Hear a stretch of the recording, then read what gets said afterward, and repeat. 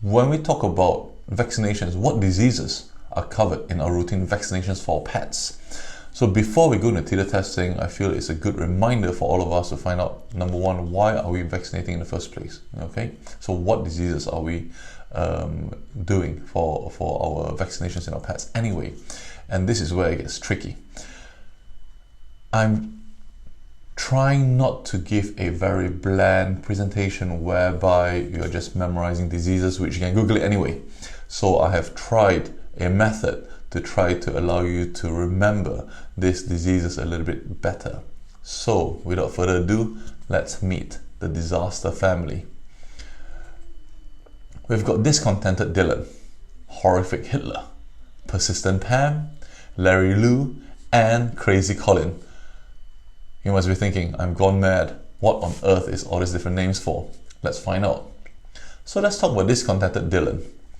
So imagine a dissatisfied boxer who keeps punching despite colds and flu and being sick. We're talking about Canine Distemper, discontented Dylan distemper. So it's a virus similar to the measles virus. It's passed from inhalation from close contact from infected dogs. The symptoms may include things like runny nose and eyes, coughing and vomiting, like a cold, like a flu. Nervous signs may develop with hardening of the foot pads where the discontented boxer just keeps punching. Usually fatal, unfortunately. There isn't much of a cure for it, prevented by regular vaccination. In UK, there are still several outbreaks annually, so it's not totally eradicated from UK yet. What about horrific Hitler? Imagine prisoners of war, concentration camps with poor conditions. I know it's a little bit controversial, but please bear with me. So we're talking about infectious canine hepatitis. Hepatitis means inflammation of the liver. And it's an adenovirus transmitted by close dog-to-dog contact. The symptoms are usually very high temperature, abdominal discomfort, no appetite, vomiting and diarrhea, developing into jaundice. Jaundice means the skin is turning yellow. It's usually fatal as well. Any sort of surviving dogs usually have blue eyes, as you can see in the picture over there. It's usually prevented by regular vaccination. There isn't really a sort of a treatment for it. It's all supportive as well. What about persistent Pam? Keeps sticking around, won't give up. Okay, and we are talking about the Canine Parvovirus. It is a virus. It's a very hardy environmental virus, usually spread from feces of infected dogs. It is a bit of a pain in the backside because it is infectious. It does stick around the environment for a very long time. It is a nightmare trying to bleach the place if there is a sort of a case at a hospital trying to bleach the place. It's so it is a very hardy sort of a virus. That's why we're talking about persistent Pam. And the symptoms are pretty dramatic. They can be quite depressed, they're quite lethargic, they get severe bloody diarrhea as well. They can also get vomiting, abdominal pain and dehydration. The dehydration comes from the severe bloody diarrhea and vomiting. They keep losing so much fluid that they don't drink enough to replenish the fluid loss, and hence they get a dehydration. This is usually fatal due to dehydration and secondary bacterial infection. The whole immune system crashes. So secondary bacterial infections, opportunistic bacteria, which usually do not cause a problem, comes out and play. They proliferate and causes a problem. It's also prevented by regular vaccination. So this sort of a condition, occasionally they can be treated and managed by a lot of supportive treatment, a lot of fluid replenishment because of the increased fluid loss, a lot of different antibiotics. Usually we go for triple combination antibiotics just because we want to cover all spectrum. So it can be a bit of it sort of can be treated, but the success rate isn't great. We sometimes also use things like interferon, like a virus, antivirus medication, and all this can be quite expensive. So it's not unusual for these patients, if we do treat them, to stay in hospital, a few days to a week, or even 10 days to 2 weeks, depending on how the patient is getting on. And it can certainly cause a lot of issue because apart from being in isolation, cost-wise can be quite substantial as well, potentially running to the thousands of pounds. which may not be affordable by all owners. So vaccination is certainly a good way of reducing the risk, or actually eliminating the risk of this happening. And in UK there are still parvo outbreaks from time to time. Larry Lou. So this is a guy who has got poor toilet hygiene. Okay, Smelly Larry is a nickname. What do we mean by that? Leptospirosis. Okay, so it is a bacteria, so that's the difference. It is not a virus. The first three diseases, the first three conditions we discussed, distemper, hepatitis, and parvo, they're all viruses. Whereas leptospirosis is a bacteria. The significance comes back to that in a bit when I'm going through something else. So right now, it's a bacteria. It spreads from infected urine of other dogs or infected rats. Stagnant water is a common source or common cause. So usually for sort of dogs who are living, say, on farms, and they get sort of stagnant water, and it's rats as well, they are a little bit much of a higher risk. It is also zoonosis, which means that it can be spread to humans. The symptoms can be quite variable, often affects the liver or the kidneys, also in humans as well. So you've got to be quite careful with those really. It's usually unfortunately fatal as well, and is usually prevented with annual vaccination. So same thing, it is another condition that is it's not a very nice condition, and we usually sort of vaccinate against it so that we don't get it in the first place, because it can be a bit of a nightmare to treat. So leptospirosis, we tend to talk about two different sorts of lepto 2 and lepto 4. As you can see from this little pie chart, we have got a lot of different strains of lepto actually. So when we talk about lepto 2, there's a traditional strain that we usually have is a canicola, the one in blue, and the one in green, Copenhagen. These two strains are found in the vaccine lepto 2, which is why it's called L2. L4 fundamentally means there are 4 strains involved, because it also includes ichthyohemorrhagic and also Bratislavia.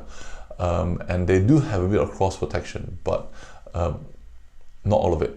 So lepto 4 is another vaccine that has got 4 lepto strains in it, hence called lepto 4. So usually in UK, certainly lepto 2 is still quite prevalent, whereas the other 2 is much rarer in UK. It is a little bit more prevalent in Europe, which is why dogs going to Europe certainly would be highly recommended to have lepto 4 vaccines compared to lepto 2 because of the 2 extra strains over there. Let's talk about Crazy Colin. So Crazy Colin is persistent. He's annoying. He goes around and makes a lot of noise. What are we talking about? We're talking about Kennel Cough, okay, or for the more technical name, or the more accurate name, okay, it's infectious tracheobronchitis. So basically, it just means that it's infectious. It causes inflammation in the trachea and the bronchus, which is the airways.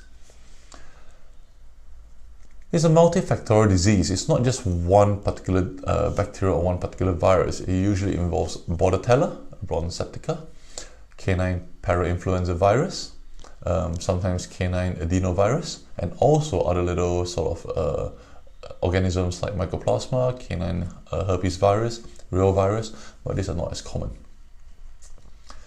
So the most commonly isolated agents causing kennel cough. Bordetella, Bronchoptica, is the most frequently isolated. This particular bacteria can survive in water for up to 9 days. So think about communal water bowls that you find in parks, in other places, in pubs. Clinical signs can occur 3 to 4 days post-exposure. If uncomplicated, tend to last for about 10 days. But dogs, they can shed bacteria for 6 to 14 weeks. So as you can see, this is a bit of a nightmare really, because the advice to owners is tricky, because you can't really advise, your dog shouldn't be seeing other dogs for 6 to 14 weeks. That is almost unheard of.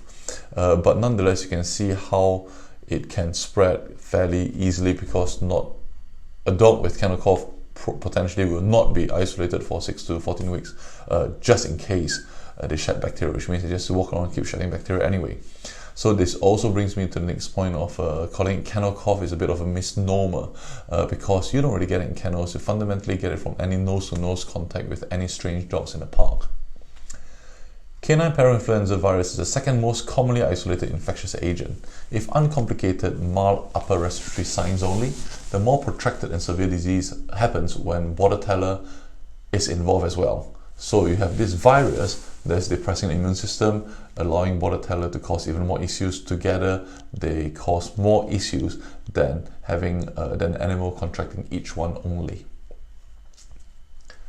So it is a highly contagious tracheobronchitis. Aerosol spread, which means they share the same airspace. Okay, so people will say that they've isolated the dogs with a fence. Doesn't really work that way, unfortunately.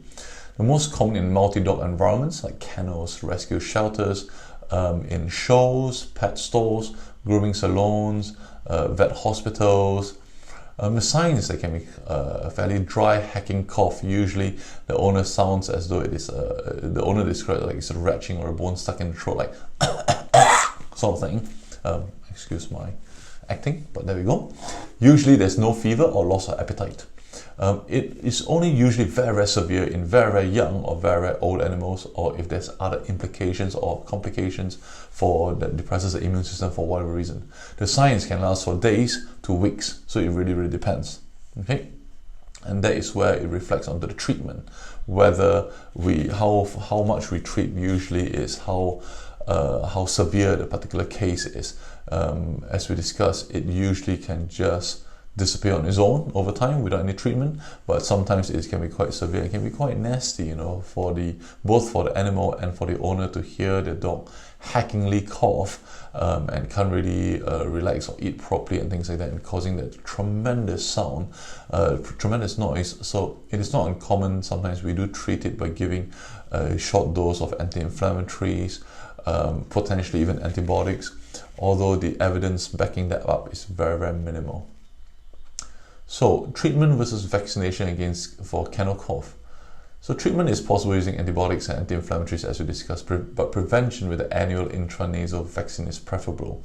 So even in data sheet, they say that it doesn't totally eliminate the risk of kennel cough. Potentially it just reduces the severity and the intensity and the duration of the condition itself. So there are some animals who are vaccinated against kennel cough. They still get kennel cough, but the signs are not as severe compared to when they are not vaccinated. So which dogs should we vaccinate? Do we only vaccinate dogs going to the kennels?